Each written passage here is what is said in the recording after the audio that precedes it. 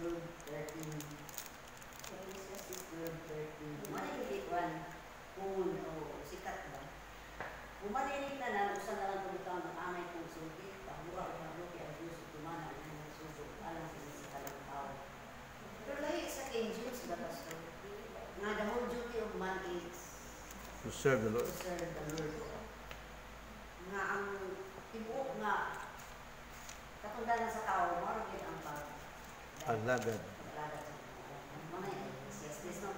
Wala, ako karong gidala nga kuan na spiritual contentment. Spiritual contentment.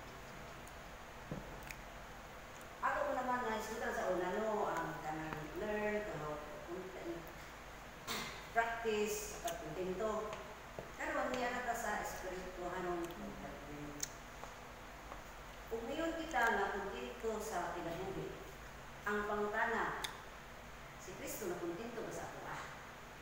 Kanang kanta nga, I am satisfied niya. Narin po tana, is the Master satisfied with you? Ba? Na kontento ba sa ako? Bawas lang, bawas. Kaya kung kontento si Kristo sa ako, kontento usab kita kaniya. Kaya yun yung mga Christ is enough. Kung Christ is enough, kontento ta. Dapat sa mga gustuhan nun, kontento. Dili kontento nga maglingkod ka. Kontento ka sa, kay ang gipasalig sa Ginoo, ang yaramang kuan, ang yaramang naging kinahanglan ako, way kulang. Naalang tayo mga tinuha na madubangan ba? Madubangan. Kaya natin mga tinuha sa kinabuhi. Ang importante lang, kung sa mo, pagpaagi, o ang motibo sa inyong mga tinuha. Mauna na siya. Unya, kuan ka ng naay tao nga dili kontento. Wala tingaw tao nga dili. Wala tingaw tao nga kontento. Di ba? Kaya kung kontento ang tao, walay dumot kalimutan, walay ilab, walay soba, walay tanan, walay scam, dalab, mga pangwarta sa gobyerno, wala. Tungod kay kontento. Pero kay dili kay kontento, hasta man dili kontento. Kung sana, ako man ginang, sugot sa dili. Pero ginang nga, di ta kontento. Kay nagpauyon mo ta sa kalibutan. So di ta. Kay nindot man ang paagis kalibutan. Diba? Hindi niya sa Romans 12:1. Naingon siya diha na kuan kanang Romans 12:1 na ihalad nato ang akong kaugalingon. Ingon nga buhing halad nato sa Diyos mo ay makapanitan niya. Paliban din siya. Ihalad nato ang akong kinabuhi. Isa siya ka offering. Offering siya. Ang 12:1 isa ka offering. Sa Luke 6:13 at dito, walay tao nga mahimo uliton sa duhang agalon. Kay iyang lungtan ang usa. Kung ako sa iyang higugmaon. Unungan niya ang usa, kung ako sa iyang tamayon. Dili ka mo mahimo magpauliton sa Diyos kung sa salapi. Diba? Diba? To master. Sa ato pa kung dapat mo po siya, bisa sa mga kasawahan, bisa pa mga kapan, ibutang dito na, kaya makasakyan na, makakuwatang, makakuwatay, makakuwatang niya. Dili na natin, taas na kayang paril, kaya mahalok naman yung nasa kundog, kaya dagan siya. So, usan na siya sa kanang, labi na kung, kanang wala na panahon ba? Wala na panahon sa Ginoo. Magminggo na lang. Wala lang sa simbahan. Pero sa adlaw, matanan, wala na siya. Dili na kayo siya. Kung kay busy. O, kanang mapaagi, dili yun balik kayo nyo kay, duha na naman yung mga. Duha na yung katingan ba? Duha na yung kalagaran. Negosyo dito, negosyo diri, pangwarta dito, pangwarta diri, negosyo dito. Inaanak na siya. So, duha ang atong di atiman. Muna ikuan na, duha ang atong master. Maunta, kaya sa Ecclesiastes 3:13, nga ang duty sa tao, huwag din ang pagkalagat sa Ginoo. Huwag din ang pagkalagat sa Ginoo. Kung kita, kontento na ta, pananglitan ako, kontento na ko sa kung kinabuhi. Huwag din ato ba mga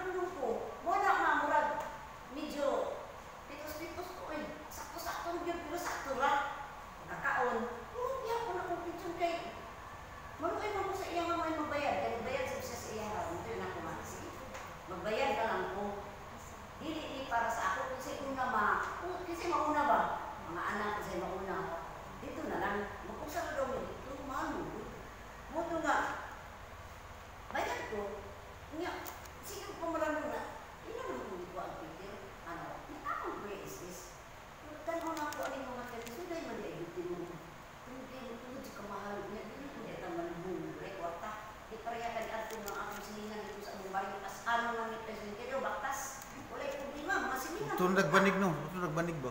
Dito sa lubong. Ano raw ta? Buhatan lo kung tablang alun. Di kung pa. Nya magbaktas nito ka kilometro sa interior. Magbaktas kami mapasan sa lubong. Sa lumon. Ay karon lisod. Bisan gani pagbuon kung wala kay kapit. Ibalik na itong kinaraan. Kanya tos karaan mo kita nagdayo, di ba? Oh, naka na siya. Mga na una sa ko kay kini ikot si Sander. Nagtrabaho naman po sa Sakra. Di Sakra hindi nga. Siya kasi bilang sige. Maghatag lang ko sa inyo pala bulan para savings. Kasi may tabo sa ako nang di palit man kanang kini kapit. Dili na sila kay mason. Kay kasagara na namatyan kanang isud yun, isud. Napasalamat ang ganing si Kadyo kay wa kini gasto adto nagubra pa to kay nuno. Diyan na mugana ang casting all your care. Kaya dagan siya kauban. Dagan siya kauban ba anang di nagtabang. Gikan sa high school niya payo sa college, payo sa trabaho sa iyang katrabaho. Padala gid ang kwarta. Ato ni dayon na mo sa wala pa mo abot mga 150,000 ang kwarta. Kundi nabinta awan, malupong siya dito kay nabinta. Ang ano na dugangan kay maot na ang pimino mo. Dugangan kami para manuti sa siya. Puros na an pinadala. Wala ay naman mo ko ba. Niya ako kung wala ko kay kauban na trabaho ti. Kuno ba ni sa tumahan. Ina na ba na sige. Ikuan na total. May nalaman na ay dugangan dili man tuod bakakuan pero makadugang-dugang. Inana na kay Ginoo sa Biblia ang mas maayo kuno ang pag-adto sa kuan patay. Tanggli ka na ipatay kaysa maadto ka sa nagkumbira. Asa gani ka pastor makalimot na ko. Kaysa maadto ka sa kumbira. Na sa Proverbs. Kung maadto ka sa patay, makapamalandong ka sa kamatayon. Unya ako na isulti sa imo asa na makita. Makapamalandong ka nga ang kamatayon, certain yun. Di ba? Kung maadto kuno ka sa talipay sa kumbira, di ka kauna-una ang kamatayon. Di ka kauna-una ang kamatayon. So, tinod na, talipay, inom, di ba? Pero dito kuno ka sa namatyan, makauna-una ang pagkamatayon.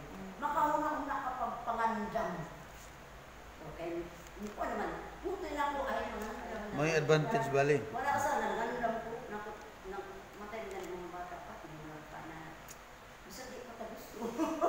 Pero kung ako yun na. O diba? Sagot ang sanili. Yun inaanak na ang nahita mo. Pero ang whole duty sa tao, mo bilang paglaga sa Ginoo.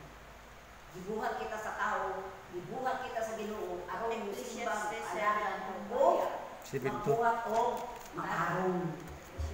Dili na ta matud pa sa katungbasan ginako sa Mateo nga 6:33 sa 32 pa. Dili mo mabalaka sa inyong bikaon, sa inyong bibisti, sa inyong butan kay ang dili na totoo mo ay ano mga. Kita dili ta mabalaka. Tungod kay anak naman niya. Kita rin magpaino. Kung doon natin mga panganulis pinamuli, okay na siya. Basta legal lang, legal. Magpagawa ko ng balik, okay ra. Ayun ko nang malaparan sa milyon na. Kaya ko ay milyon. Ginaanak na, ako naman yung kuma manindot-nindot ang balay. Pero kung mangutang naman ako maglulong para sa balay, adili na siya pwede. Kung na, kung saan yung mabot, hato pa na akong balay, wapit na ako ang iwas. Ang mga, kanang mga gamok-gamok lang ang akong di siguro. Kaya nga no, dili mo natakot mo unahon. Dili mo natakot mo unahon na ang tayo obligasyon. Naningkamot ko, basta naningkamot ko espiritually. Nga po, makapunol, ginanala. Iba na natin kung sa tao. Kaya kanya ito, dili. Kaya, kulang. Ang ganit, tagaan na sa mga. Salamat sa Ginoo. Pero mauni siya, kung si Kristo puno, enough na. Enough na sa ako si Kristo. Kung kontento na kita, o kung kontento na kita, mo desire sa kita, aduna sa titin mo si Kristo, makontento sa ating ginagawa. Balansi ba? Gitagaan natin ni Kristo sa kanan. Anaan na natin kontento sa dili. Kung kontento na ta, manimuha ko ta na si Kristo makontento sa ating ginagawa. Usan na lang, Romans 12:1. Diba? Usan na, importante na siya. Halad na huli. Alang ka ng Kristo. Mao ka na inuod nga pagsiya. Ang panong obligasyon mo lang. Anong obligasyon? Dagan ka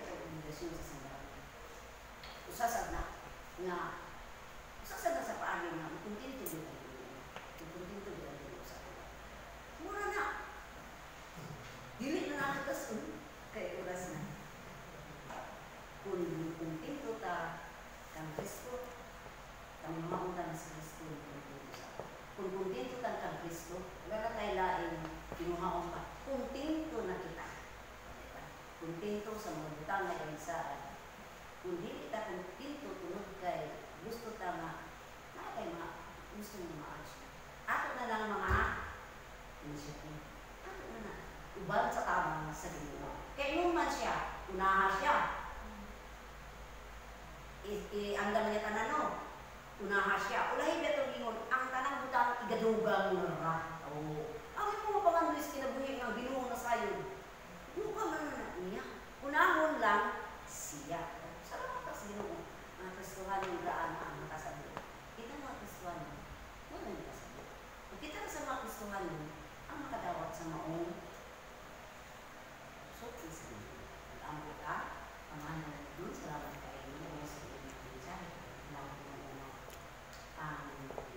Sa masada rin namin, saan ka mo na makumpito ba ng kanina? Una ko sa mga makumpito ikaw na tabangin ka rin po sa mga paagin na mahino ka makumpito sa mga Kristo, mga Amen. 14 minutes. Ha? 14 minutes. 14 minutes ko? Alkansi o ganan siya?